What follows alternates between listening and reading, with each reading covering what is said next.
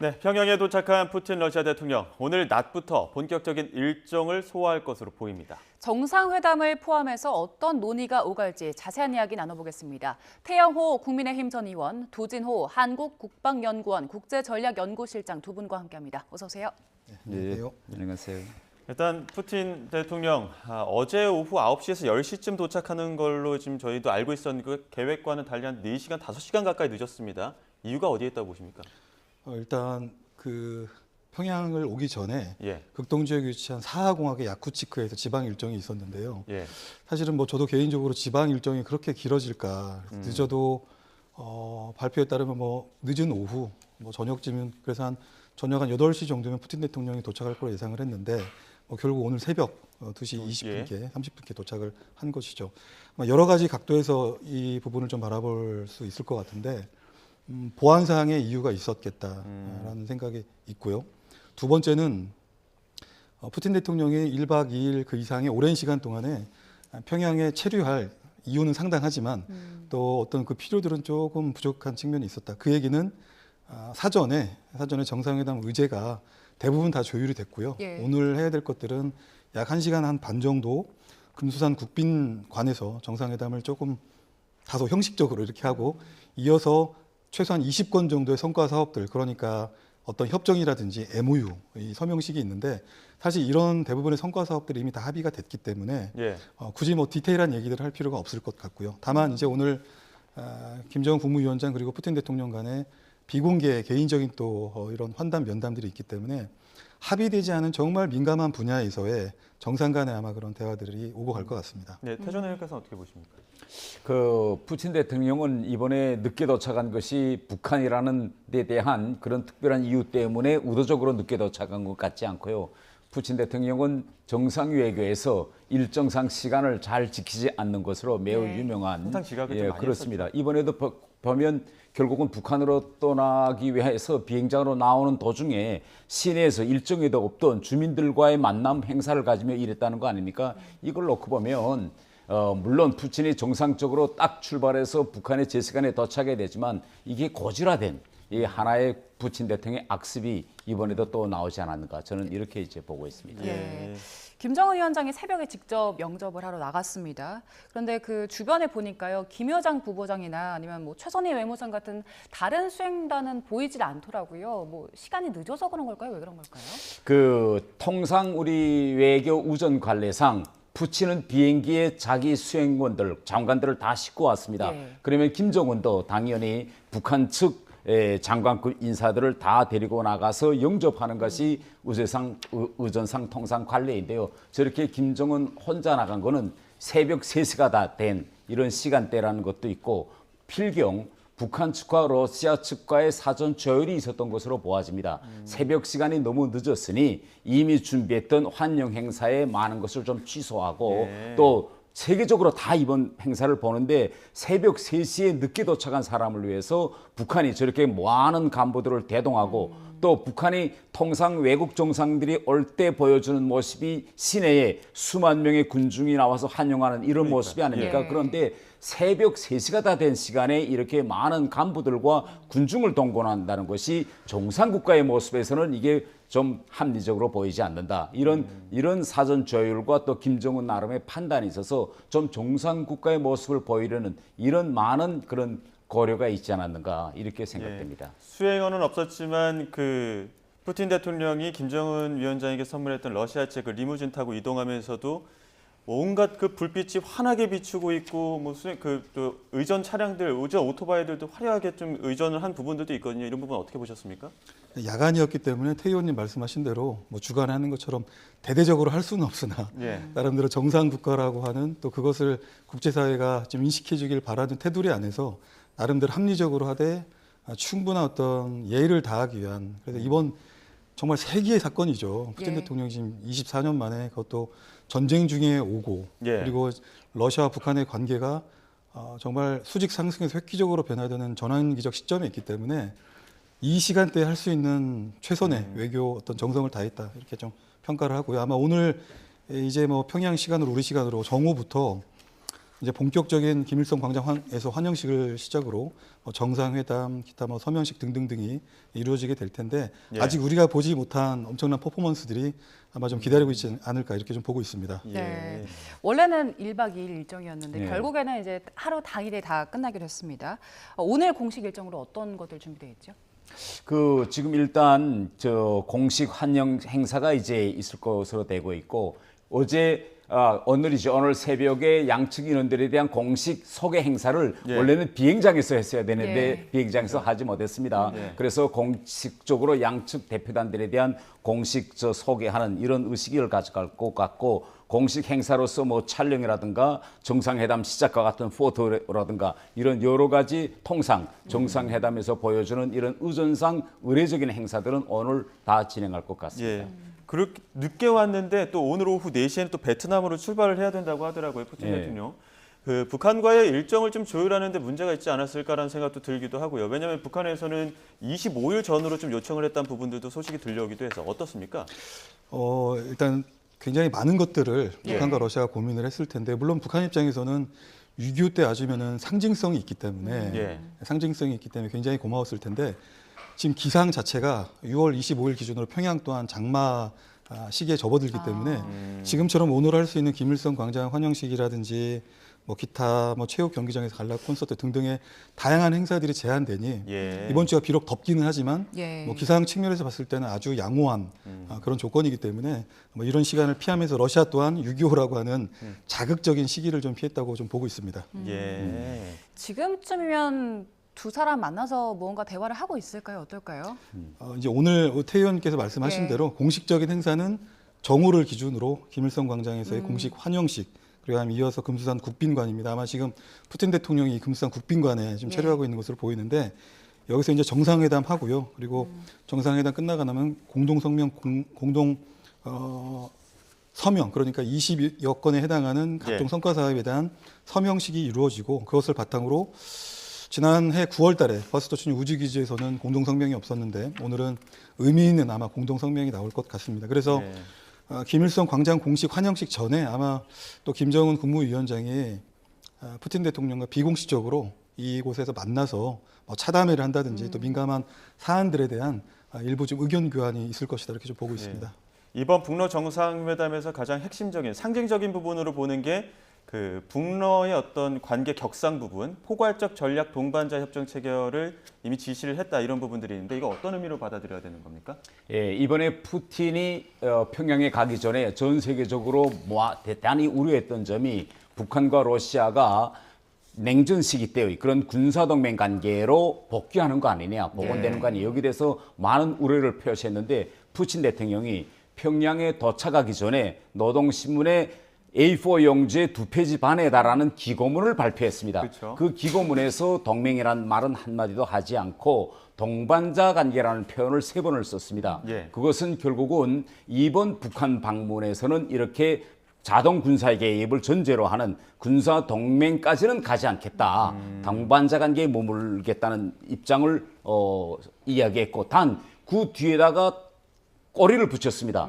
푸틴 대통령이 원하는 것은 유라시아 지역에서 평등하고 불가 분리적인 안보 구조를 자기가 만들겠다. 예. 그러면서 이상하게도 북한에 가면서 발표한 기고문의 절반가량을 우크라이나 전쟁에 대해서 이야기합니다. 자기는 평양 서방 진영과 대화할 준비가 되어 있다. 그러나 서방이 지금 우크라이나 준 서방 무기를 러시아를 공격하는 데 쓰고 또 무력까지 파견하고 있다고 하는데 좌시하지 않겠다. 이런 이야기를 해요. 또 이상한 것은 푸틴 대통령의 기고문과 동시에 북한도 푸틴을 환영하는 입장을 발표했는데 예. A4 용지의 2페이지 입장입니다.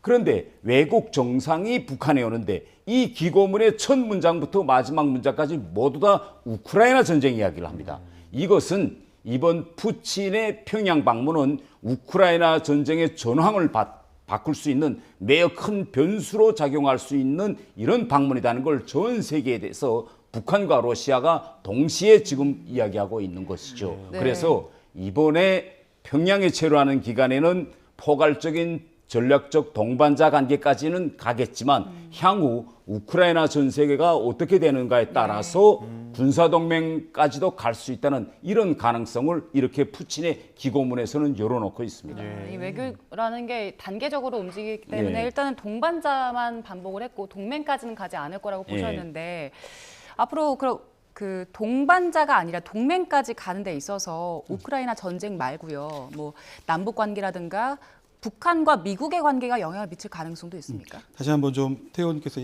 잘 지적해 주신 포괄적 전략 동반자 관계에서 한번 따져볼 필요가 예. 있겠습니다.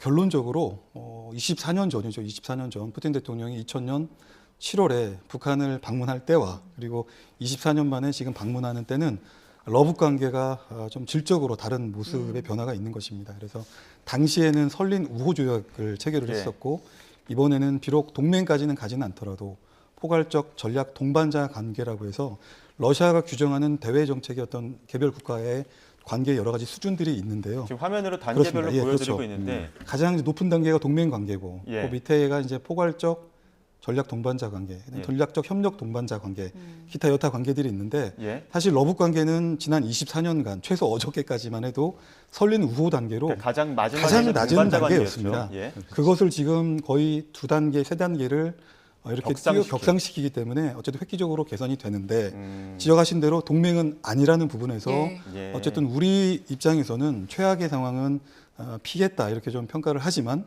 동시에 포괄적 전략 동반자 관계 속에 있는 의미가 2008년에 우리 한러 관계는 전략적 협력 동반자 관계로 이렇게 좀 격상이 됐는데요. 비록 동맹은 가지 않지만 한러 관계보다는 조금 어감에서 주는 그 외교적인 관계에 우위를 둠으로써 북측에 좀 기대에 충족해주는 그런 측면이 있겠고 동시에 동맹까지는 동맹 조약을 복원시키지 않음으로써 또 한러 관계에 대한 어떤 관리 의지를 이 러시아 측에 좀 보이고 있기 때문에 결론적으로 종합하면 러시아는 러북 관계의 획기적 개선을 레버리지로 예. 한러 관계를 관리하고자 하는 그런 의도가 충분히 있다 이렇게 좀 보고 있습니다. 예. 그럼에도 불구하고 이번 포괄적 전략 동반자 관계가 의미하는 것이 24년 전에 러북 관계가 하위 단계에서 정상화되는 것에 나아가서 정치, 경제, 군사, 우주, 여타 전방위적인 영역에서 이제 확장하고 발전시키겠다라는 의지가 반영이 되어 있기 때문에 과거와는 다른 협력이 예상이 되고요. 그런 것들이 이제 뭐 한국도 마찬가지고 우리 동맹에도 상당 부분 위협이 될 것이다 이렇게 좀 보고 있습니다. 그 외교적인 관계가 달라지면 실질적으로 어떤 변화가 일어납니까? 일단 오늘 정상회담을 다시 한번 좀 미리 예견을 해보면 예. 어떤 의제가 핵심이 되겠느냐 좀 몇 가지 정리를 해보면요. 산업, 통상, 그리고 에너지, 국방, 방산, 우주, 보건, 의료, 교통이 아마 핵심적인 의제가 될 것 같습니다. 그 중에서도 지금 이것들을 하기 위해서 사실은 오늘 뭐 이런 것 오늘 정상회담을 통해서 구체적인 의제에 대해서 논의하는 게 아니고요. 작년 9월달 보스토친이 우주기지에서 정상회담에서 일정 부분 공감대가 형성되었던 다양한 영역에서의 사업들이 지난 9개월 동안에 각급에서 굉장히 그 속도감 있게 이렇게 협의가 되어 왔기 때문에 오늘은 그것을 다시 한번 확인하고 그런 것들을 법률적 기초에 세워서 앞으로 불가역적인 그런 틀 안에서 더욱 심화 발전시켜 나가자라는 그런 의미가 있는 것이죠. 예. 이것들을 사업을 관장하기 위해서 러시아 측에서는 데니스 만투로프 제1부총리와 그리고 알렉산드르 노박이라고 하는 예. 부총리가 이거를 주도하고 있는 모습입니다. 자, 지금 오늘 이제 이미 사전 협상, 물밑 협상이 이루어져서 어느 정도 의제는 좀 마무리가 조율이 된 상황일 겁니다. 그런데도 불구하고 가장 큰 변수라고 하는 것은 어쨌든 비공식 회담, 단둘이 밀담을 나눌 때 어떤 의제들이 어떤 이야기가 올까가 문제거든요. 어떻게 좀 보십니까? 이번 그 방북 기간에 공개적인 측면과 비공개적인 측면으로 갈라봐야 된다고 생각합니다. 그러면 공개적인 측면을 우리가 보기에 앞서서 이번 방문에서 러시아과 북한 측이 함께 공동으로 지적하는 부분이 딱 한 점이 있습니다. 이것이 뭔가면 푸틴 기고문에서 나오는 것처럼 김정은의 러시아 우수 발사장 방문입니다. 또 북한도 같이 오늘 도착할 때 환영 기사에서 또 우주 문제를 이야기합니다. 이것은 공개적으로 앞으로 우주 분야에서 협력은 하겠다는 겁니다. 예. 이건 또 다시 뒤집어서 이야기하면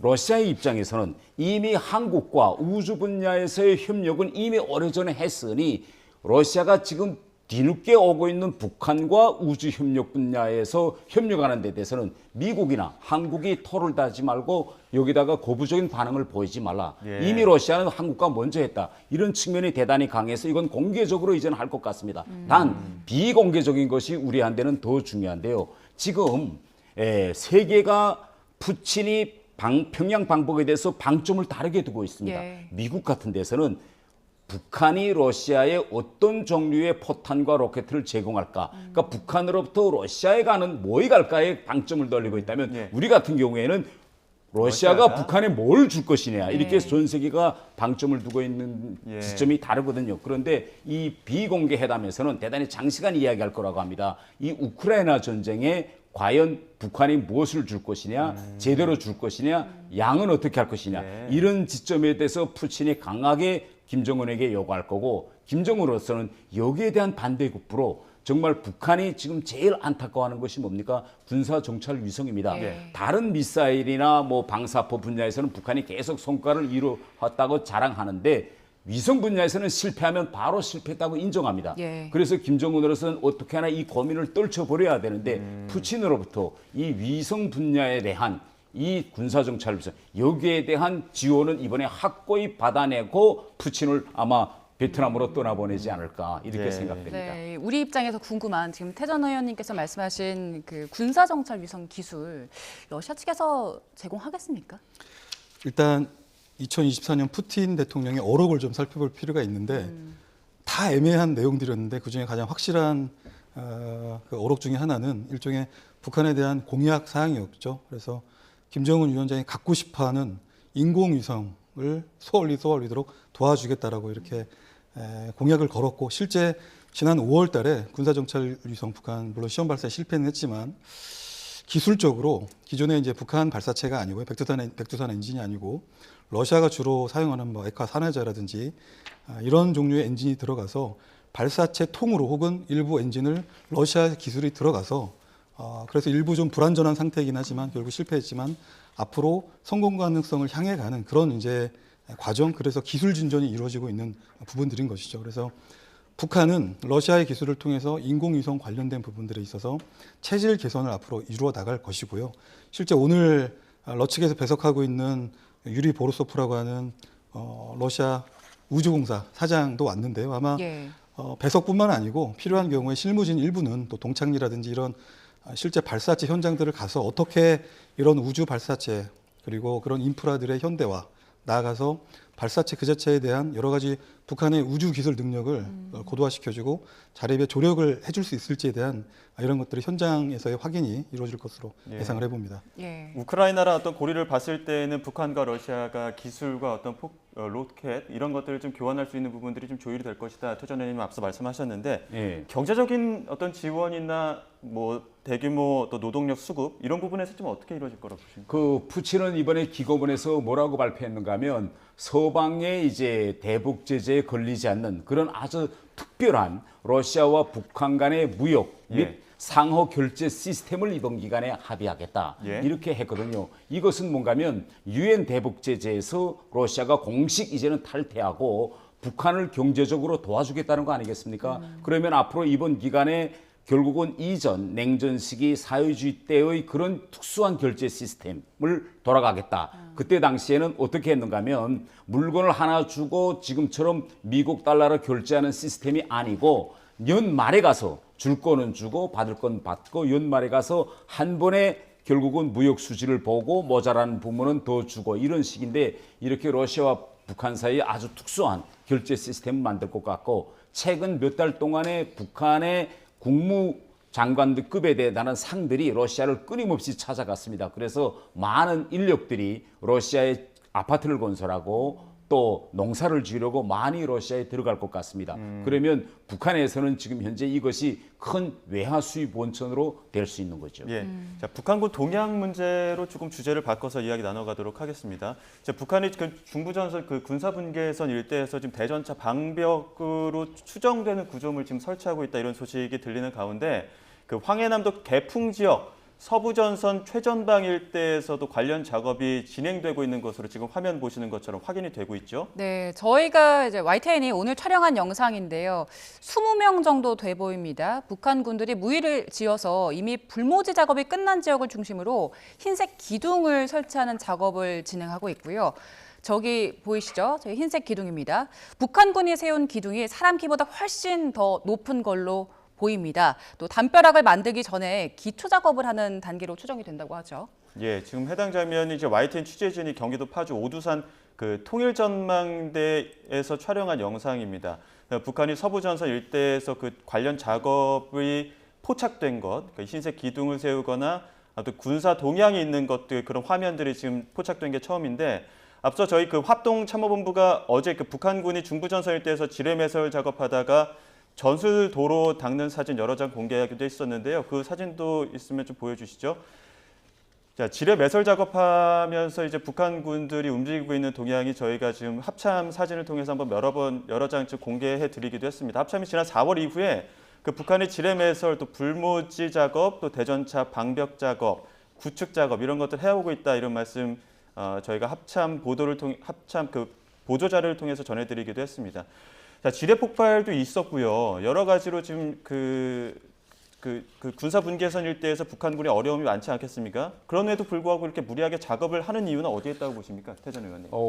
우선 일단 최근에 이제 남북 사이의 어물풍선이라든가 대북 확성기 재개와 같은 이런 긴장 상태가 이어지면서 북한은 일단 휴전선 전반에 걸쳐서 반전차, 예. 앞으로 유사시 때 탱크가 진입하지 못하도록 그런 반전차 장벽을 지금 구축하고 있는 거로 뭐 보이고요. 기둥 세우고 이런 것들이죠. 예. 그다음 저 뒤에 보면 지금 철조망도 다시 이제 복구하는 것 같습니다. 예. 이것은 향후 남북 사이의 대북 확성기 방송, 북한으로 말하면 대남, 우리는 예. 대북 이런 확성기 방송이 다시 재개될 경우 예. 북한군에서 일어날 동료에 미리 사전 대비하려는 이런 의미도 있다고 봅니다. 예. 지금 이 상황에서는요, 지금 북한군에 나와서 10년 정도 저기 나와서 군사복무를 하게 되면 어디에 지뢰가 있고 어디에 지뢰가 없는 걸 표상적으로 알게 됩니다. 예. 그래서 기순병사도 생기고 뭐 기순 넣고 이런 현상도 예. 일어나는 예. 거 아니겠습니까? 그런데 이번에 이러한 지점들을 다 찾아서 촘촘히 반보병 지뢰를 매설함으로써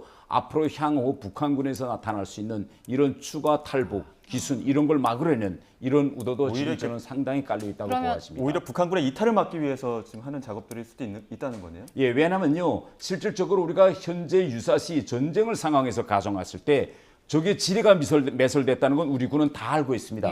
그러면 지금 우리 군인 한 명의 생명이 귀중한 우리 군으로서는 저기에 지뢰밭에 우리 군인들을 돌격시키겠습니까? 이건 안 할 거잖아요. 그렇죠. 예.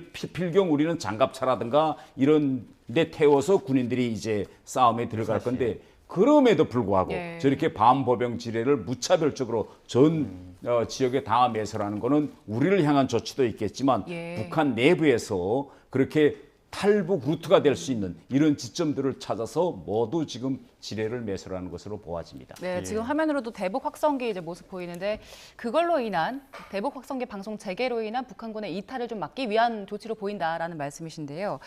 저희 합동참모본부가 어제 그 북한군이 지뢰 매설 작업하는 사진 공개하기도 했는데 그런데 최근에 그 폭발로 수십 명의 사상자가 발생했다는 소식도 들어왔었거든요. 북한이 지뢰 매설 작업은 계속해서 추진하는 이유도 그럼 같은 이유로 봐야 될까요? 지금 이제 태 의원님께서는 이제 내부 통제 목적을 이렇게 언급을 예. 해주셨고요.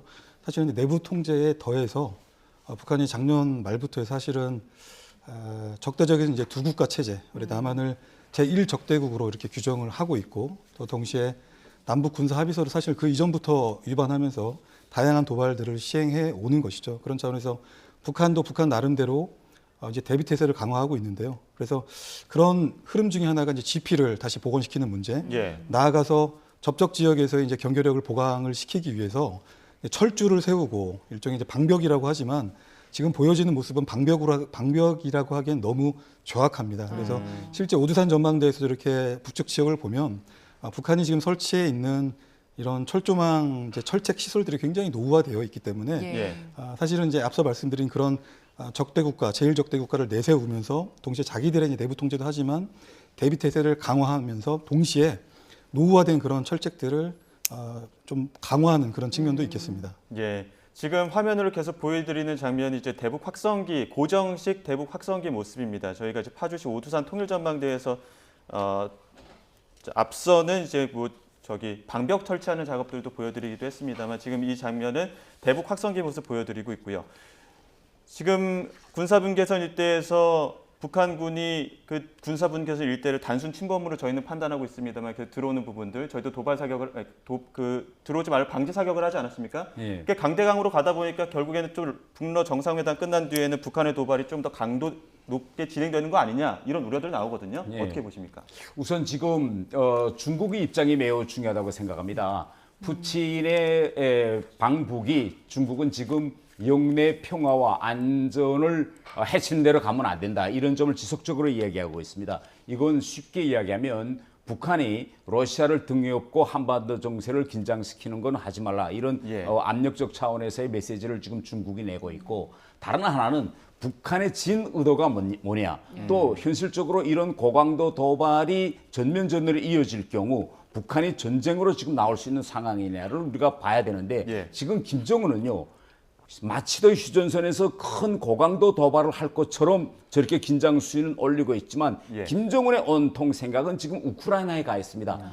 이 물이 들어왔을 때 너를 줘라고 어떻게 하면 북한이 가지고 있는 미사일과 로켓 포탄을 이때 빨리 팔아서 우크라이나에서 정전이 이루어지기 전에 돈을 좀 벌 수 없을까? 또 러시아로부터 빨리 군사기술을 이때 많이 얻어야 된다. 이렇게 시간에 김정은이 쫓기고 있거든요. 얼마 전에 우크라이나 전장에서 지요 연평도 포격됐었던 120mm 70년대만 그런 낡은 북한 방사포까지 나왔습니다. 이건 뭔가 하면 휴전선에 있는 일부 낡은 그런 다연장 로켓포까지 지금 우크라이나에 보내고 있는 이런 상황이기 때문에 이럴 때 전력 공백이 생기거든요. 그러면 이때 김정은이 제일 두려워하는 것은 한미연합이 그 어떤 행동으로 하지 않을지 또 한미연합이 이런 군사연습 같은 거 하면 북한도 대응 훈련을 할 수밖에 없거든요. 그래서 이때 최선의 방도는 뭐냐면 고강도 도발을 할 것처럼 정세를 긴장시켜서 우리와 또 미군을 좀 위축시키고 긴장하게 만들고 뒤로는 러시아에 빨리 북한이 가지고 있는 낡은 무기들을 팔고 새로운 무기를 생산해서 전쟁 창고에 또 넣고 이런 김정은으로서의 전략적 지금 속셈이 있다고 저는 판단됩니다. 예, 알겠습니다. 여기까지 듣도록 하겠습니다. 지금까지 두진호 한국국방연구원 국제전략연구실장, 태영호 국민의힘 전 의원 두 분과 함께했습니다. 고맙습니다. 고맙습니다. 감사합니다. 예.